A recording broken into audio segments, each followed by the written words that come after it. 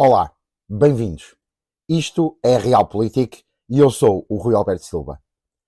Quando olhamos para a história do envolvimento do Estado de Israel em conflitos, não há muitas dúvidas. Eles vencem e rapidamente. Mesmo quando o poderio do oponente é avassalador.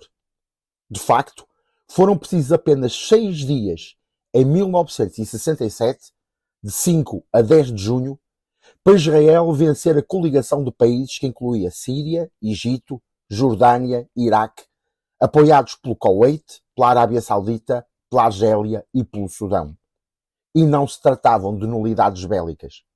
Não sendo nenhum deles também superpotências, mas eram todos potências militares, com forças armadas bem treinadas, bem armadas, bem organizadas.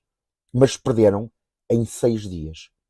O mesmo aconteceu a 6 de outubro de 1973, quando num dos dias mais sagrados do calendário religioso judaico, a festa do Yom Kippur, o Egito, a Síria, mas com a União Soviética na retaguarda, a fornecer intelligence, táticas e armas quase ilimitadas, isto é, com uma força e uma organização titânicas, literalmente invadiram Israel de surpresa, quando toda a gente estava em casa a festejar o Yom Kippur. Aí, o efeito da iniciativa auxiliou muito as forças árabes. Mas mesmo assim, em 20 dias, não só Israel tinha vencido, como tinha conquistado grandes quantidades de território ao inimigo, como a faixa de Gaza, os Montes Golã e toda a Península do Sinai. Então, neste momento, temos de colocar uma questão que se impõe quase como escandalosa. Se em 6 dias se vence a coligação de 8 países e em 20 dias se submete um ataque de surpresa avassalador com o apoio de uma superpotência, como é possível que em 2 meses Israel não tenha vencido o Hamas, apenas um grupo de radicais? A resposta é muito simples. Porque o paradigma da guerra mudou. Antes, uma guerra era simples. Um país atacava o outro com as suas forças armadas. O atacado defendia-se com as suas próprias forças armadas. Davam-se batalhas. Infantaria, cavalaria e artilharia em terra, a força aérea no ar, a apoiar as operações no solo ou em dogfights, como se vê no Top Gun, e no mar, quando o havia, os navios ou auxiliavam as operações em terra ou lutavam entre si em complexas batalhas navais. Mais dia, menos dia, um dos países ia cometer um erro, normalmente de logística ou estratégico, não ia conseguir manter a dinâmica de defesa ou do ataque, perdia a iniciativa, tentava recuperar essa iniciativa com a máxima força, com o máximo emprego de forças, e nesse último ímpeto expunha-se e perdia a capacidade de resistência até ao ponto da rendição. Na rendição, normalmente, um terceiro país atuava como mediador e tentava chegar ao que o grande Churchill designou por vitória honrosa, isto é, assumir a vitória, mas sem humilhar o inimigo. E, no dia seguinte, começava-se a reconstrução e a vida continuava. De Alexandre a César, de Aníbal a Napoleão, de Montgomery a Moshe Dayan, durante séculos, milénios até, assim foi. Isto é o conceito de guerra que existe, este é o conceito de guerra que nos ensinaram nas escolas e este é o conceito de guerra que vemos nos filmes. Mas esta guerra já não existe. Em primeiro lugar, porque o Hamas não é um Estado, é um grupo. E como é que se trava uma guerra contra um grupo? Um grupo não tem território internacionalmente reconhecido. Logo não há fronteiras para invadir ou para conquistar. Um grupo também não tem forças armadas, não usa uniforme, não tem patentes, não tem postos.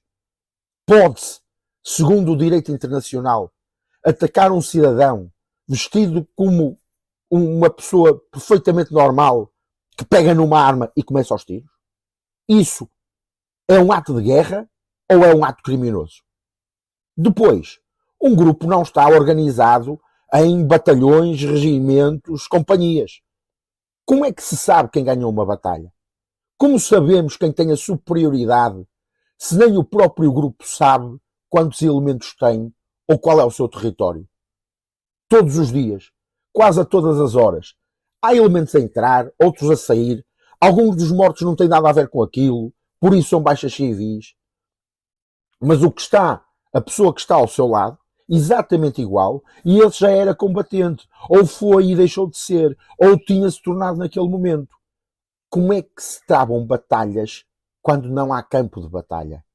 Quando há armazéns de armazenamento de armas em escolas e hospitais, onde se dão ataques nas ruas e praças, onde se recorre ao terrorismo, à tomada de reféns e escudos humanos como tática de beligerância. Como se vence um exército que não existe? Como se derrota um inimigo que não se consegue definir? E aqui temos a natureza dos conflitos do século XXI. Lembro-me sempre da famosa canção do grupo de rock português GNR, que numa letra inspirada e premonitória do Rui Reininho dizia: a memória da batalha clássica foi-se, a bandeira ser-me-á indiferente. Da música Ao Soldado Desconfiado, que vos recomendo. Este conceito de conflito, reparem, não é só na faixa de Gaza. Foi assim no Afeganistão, foi assim no Iraque, está a ser assim na Síria. E os Estados estão num impasse. Continuam a gastar-se milhões em armas completamente inúteis na atual natureza dos conflitos.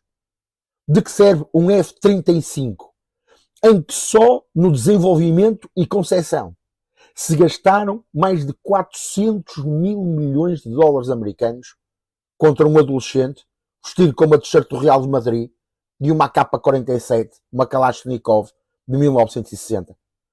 Qual a eficiência de um M1 Abrams, um carro de combate, contra um idoso com o seu barrete tribal e uma RPG-7, como se viu num vídeo divulgado pelo próprio Hamas, em que esses dois idosos com RPG-7s destroem um M1 Abrams? De que serve um batalhão de infantaria altamente armada, com miras laser, sistemas de visão noturnas e câmaras térmicas, contra um mercado onde um terço são vendedores honestos, um terço são clientes inocentes e o outro terço são combatentes indistintos, sem treino, sem ordem, sem disciplina, somente com ordem de matar e que não se importam de morrer. De que servem as melhores armas do mundo se não sabem contra quem disparar? Não há vitórias nas guerras atuais. Porque nem chega a haver guerra segundo os padrões a que estávamos habituados. Precisamos, em especial os países ocidentais, de repensar seriamente os nossos conceitos, os nossos métodos e a nossa abordagem às nossas políticas de defesa. Grupos mais ou menos informais atacam cada vez mais aquilo que defendemos e que acreditamos e que devemos de facto defender. A liberdade, o pluralismo, a igualdade, as democracias são ideais que justificam o recurso legítimo à força das armas quando atacados ou postos em causas. Mas quando somos atacados, temos de estar capazes de nos defender. E defendermos-nos com eficácia e no mais curto espaço de tempo e com o mínimo de recursos e baixas, vencer. E isso nem a invicta Israel está a conseguir. Porque está a utilizar métodos de intervenção de ontem para vencer guerras de hoje. Está a lutar com armas que não são eficientes, com táticas que não são adequadas, com estratégias que não são válidas no contexto atual, na situação presente, com um inimigo quase indefinido. Não é o inimigo que tem que se adaptar às nossas estratégias. Ele só tem que não perder. Somos nós que nos temos que adaptar às estratégias do inimigo, porque somos forçados a vencer, e uma vitória clara, expressiva, inequívoca e legal. E esse é outro fator. Os grupos não estão vinculados legalmente a nenhum tratado internacional. Os grupos não têm que respeitar convenções, direitos, leis e regras. Mas os Estados têm. Sempre. Mesmo na guerra, os fins não podem justificar os meios. É a coluna vertebral do nosso sistema. E como é que se vence um conflito em que as regras não são idênticas e equitativas para ambas as partes? Como se derrota um inimigo que pode quase tudo, enquanto os Estados não podem quase nada? Como se vence com meios justos manobras injustas? Talvez seja a altura de relermos Sun Tzu e refletirmos sobre frases como: se queres vencer o inimigo, tens de pensar como ele, vence pelo ardil e não pela força, e fundamentalmente, nunca subestimes o teu inimigo. Porque 3.000 anos depois, o grande general continua a ter razão. Porque a guerra essa é sempre a mesma. Temos que nos adaptar a como ela é feita. Porque a derrota essa continua a ser sempre inaceitável. Deixe nos comentários o link para algumas obras de referência que acho muito importantes para quem se interessa pelo fenómeno do terrorismo e tudo o que o envolve. Relembro que na Imperial Academy of Advanced Science tem todo um conjunto de cursos e mesmo de estudos avançados dedicados ao terrorismo e ao contra-terrorismo, e em que eu tenho a honra de ser professor. O link para esse programa está nos comentários deste vídeo. E assim ficamos por aqui esta semana. Não se esqueçam de subscrever este canal se quiserem continuar a ouvir umas opiniões e os meus parcos conhecimentos sobre estes assuntos. E se acharem que o vídeo vos foi útil, ponham um like, que dá muito jeito para a promoção do canal. E assim sendo, até para a semana.